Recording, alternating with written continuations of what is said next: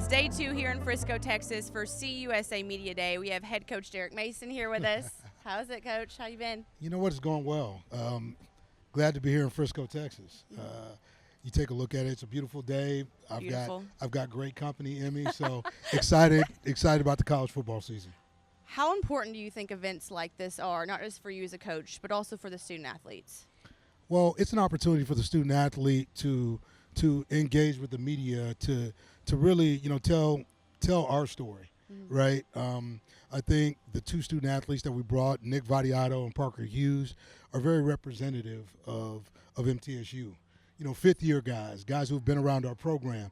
And I think experience is always a great teacher. And so these guys' experiences now on the back end of their careers, it provides a lot of great storytelling and perspective from guys who really understand what it is to be MTSU Blue. We've been talking a lot about a continuity over the last 9 months. You've only lost one coach. Yes, there's a bunch of new faces on your team, but overall the same core group of guys are here. They're hungry. They're wanting more from MTSU. Tell me about your perspective on that. Yeah, well, in year 2, continuity is important. We lost Luke Pascal, and Luke provided consistency within our special teams, right? But we still have, Max Arnold is one of our co-special teams coordinators. We were able to bring on Louis Chofie from the NFL, and I think those experiences are going to add, to that room. But when you look at players overall, right, college football, the landscape of college football is different. But what most people need to understand was these 47, 48 young men that we retained, that's the nucleus of our program. It's not like, okay, man, you say you went and got 60, 62 new guys. Well, almost everybody in college football is going to have to replenish at some point. I think the guys that we retained are going to lead us to where we want to go. And then you have this group of retention guys, right, that were some key acquisitions, key pieces to where we need to go. And then you have the future, which is this young group of freshmen. We had 30 young guys come, 20 scholarship players, and I think all of this provides a second-year coaching staff with some continuity, some consistency in language, but really just a blank canvas, okay, with some experiences now having gone through Conference USA to go be what we need to be. Parker Hughes, our linebacker, he's talked a lot about trust. The foundation of trust has fully been built, especially on the defensive side. Right. What have you been seeing in the off season that really reflects that? Well, I think it all starts with language, right? Everything was new a year ago. So when you have a guy like Parker and some key guys who can come back in a year or two, and in their first full cycle where you had a spring, a fall, summer mixed in, and then a winter conditioning program, another spring, and then they're heading into fall. This thing has been about, okay, I know what to do. I'm not thinking about what to do. I know what to do. And then the speed of trust comes through communication. Okay, if I can clearly communicate, communication is not a one-man job. And I think now they know that. Whereas before, they were trying to think their way through it. Now they actually speak. Guys listen. They know what they're listening for. They know, how to enunciate what needs to be done, and that leads to confidence. And I think this group is more confident than anything else that comes to mind. Confidence is something that I see in this group as we've gone through spring and attacked the summer. Switching it to the offensive line. Right. Brought a lot of new faces, revamped it a little bit. But overall, from what I've seen, I've only been here for a month and a half. I see them out in the community. I see them at the farmers market, and they're doing it all together. Yeah. They're truly friends off of the field as much as they are trying to be on the field. How do you think that's going to correlate when it comes to Game 1, Austin Peay home opener on August 30th? When you talk about offensive line, that's a position where speed of trust, just like we were talking defensively, speed of trust it has to be omnipresent, right? I mean, too many things happen, okay, fronts, the front moves, what happens with protections, how do we learn how to trust one another? What I think Kendall Simmons, our O-line coach, did with these guys this past spring was really important. What are you willing to sacrifice to become the offensive line unit that you need to be? We got a great quarterback. I mean, we've got good running backs. This is about how far you're willing to go and how far can you take us. And you know what? Those guys committed to that process back then. So, like, with some new faces, they've all bought into this idea that, I mean, it's not about me. It's about we. What do we have to do in order to play well? What do we have to do in order to make sure that I am my brother's keeper, okay? We do have a chance to be successful, and these guys have embraced it from the farmer's market and coming up with their own peanut butter, which is outstanding, to really what they've done together. 2 or 3 days a week, these guys are having dinner.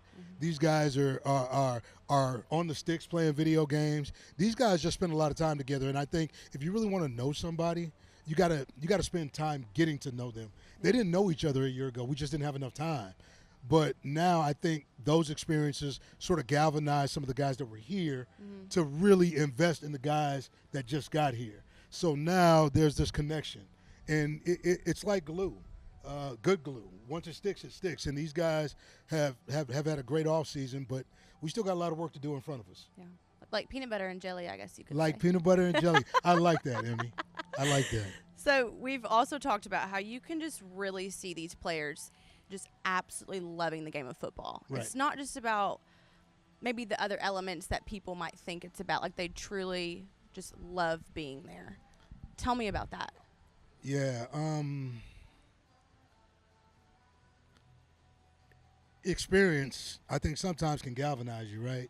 And you can sort of feel the emotion on me because, you know, when you go through a time like we went through last year, you learn a lot. You learn a lot about yourself. You learn a lot about your team. And I think what these guys, you know, understood was what I was saying was true. You know, nobody gets there by themselves. So you can want it, man, but you're not going to get there by yourself, man. You got to be able to bring guys with you. And that's what we've spent our time doing, investing in that man's story and that man's story and that person's story. I'm talking about from our support staff, from player to coach, coach to player, player to player. It's been a situation where in our space, man, we've just tried to be more intentional about conversations and about learning where we come from. Because believe me, once you get down to it, we're more alike than we are, dissimilar. So we have more in common, but you don't know that until you start to have meaningful conversations. And so everything that we've been doing is about sitting down, taking some time out, because it's easy to get caught up in the technology of today, right? There's nothing like playing hoops, playing sticks, going to dinner, and just catching a movie with a teammate to have guys just share things, right? So it's time on task. Now fall camp is right around the corner. Right here. And it's going to be the true test to see who really are going to be, coming out, seeing who could be a weapon on the field. Where's your mindset with that, or how are you feeling about walking into camp as of right now? I think we've got weapons. I think we've got good players. Everybody thinks that. Camp is where you get a chance to sort of galvanize some of that a little bit. You start with schemes. You start with technical proficiency, and then you start to add the level of physicality to it that starts to let those who are ready rise to the top. And so are we a talented team? Yes, we are. Are we better than we were a year ago? Absolutely. Am I a prognosticator and have some idea how many wins we're going to have? No, I don't. But I can tell you, if this team truly plays to its potential, I think everybody with Blue Raider Nation is going to be excited about what's coming to the table. So to me, we got to do our part. Everybody's got to do their part, and I think that's what we're functionally doing right now. Jamie Blatnick has done a really good job with the summer training and getting our guys ready for camp. But camp, it's not about experimenting anymore. It's about seeing, what's in the tubes, who can do what, who needs to be a starter, who's a role player, and getting guys to embrace their roles. And that's what we're coming upon right now. Opportunity to set your role, embrace your role, star in it. And speaking of embracing your role, you're tight end in your wide receiver room. Yeah. You have some new transfers coming in, but you've talked a lot about they need to step up. Right. How are you trying to prepare them each day to make sure that they fulfill that? Well, every day's a job interview. Like, that's what we say around the borough. And so it's about can you win the day, right? Because everybody wants to be a starter. But are you willing to sacrifice what it takes to star in that role? Because that role requires a lot. When you look at Amari Kelly and what Holden Willis was able to do a year ago, those guys were exceptionally good, like with the ball in their hand, right? And that's a lot of production that's up for grabs. So guys like Tavion Galloway, Hunter Tipton, they came here to touch on some of that production. When you look at guys that are in the room, I understand what Miles Butler can do. We're not guessing on Miles, but Gamarian, Carter, we have to understand what Gamarian can do, and I think he's ready. He's primed for it. You look at all these guys: AJ, Tyree, Najee, Kason Stokes. We've got a lot of guys that are poised to step into those positions, and the most important thing for us right now is, okay, we can only trot like 1-2 tight ends out there on the field. We can only trot 2 or 3 receivers out there on the field. So there's a lot more of those guys in positions than we have guys that can step out on the field and start. So that's where these guys have to prove who they are, what are they capable of doing, and they got to do it every day. Because for Coach Reeder and this offense, we need the level of consistency that those 2 young men from a year ago provided for us, and that's it. Nothing more, nothing less. We need the work. Another big topic that's been on everyone's minds, especially this summer, is the Smith Athletic Performance Center. The $66 million investment for our student athletes. How do you think that's going to elevate not just football, but overall athletics at MTSU as a whole? Well, the Smith Athletic Performance Center is something for us that's been years in the making. I think it was first announced maybe back in 2016. And when you look at where we stand today, this program it's going to look different. It is a state-of-the-art athletic performance center. Everything from recovery to strength and conditioning to nutrition. What we do in this building is going to push this program into this new age of college football, where everything's about recovery, right?